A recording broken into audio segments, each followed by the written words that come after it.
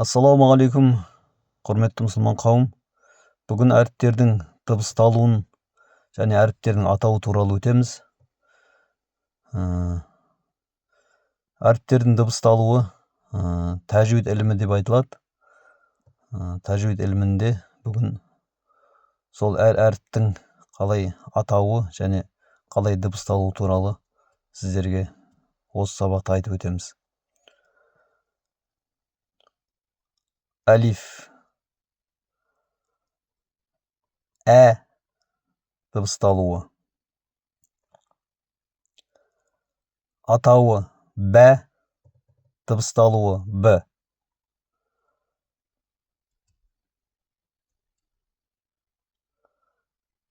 Атауы тә әрпі, дыбысталуы т.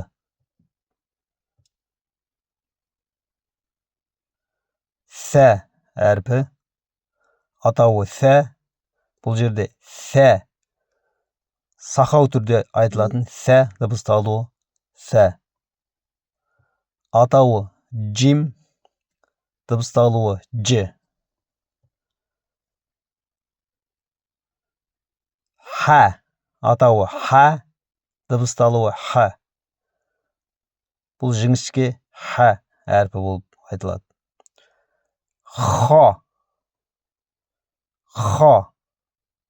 атауы дыбысталуы х. Хо.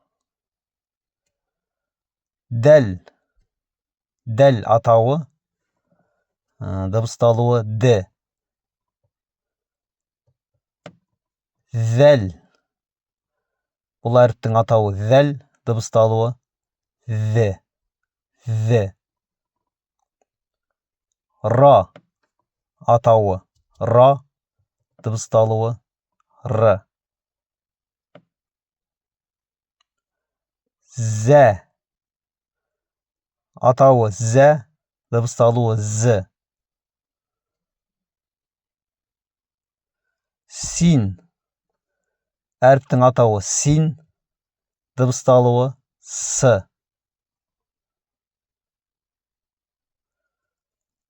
Шин, атауы шин, дыбысталуы ш.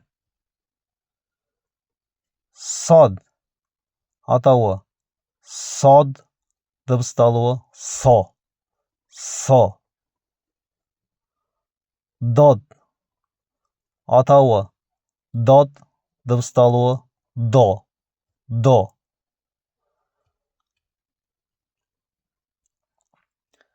Осы тәжвид ілімі тәжвидің бар ма деп айтады ғой. Сонда тәжвид ілімі бұл Құран үйренуге өте керек ілім. Келесі кездескенше сіздерге сау саламат болыңыздар дейміз.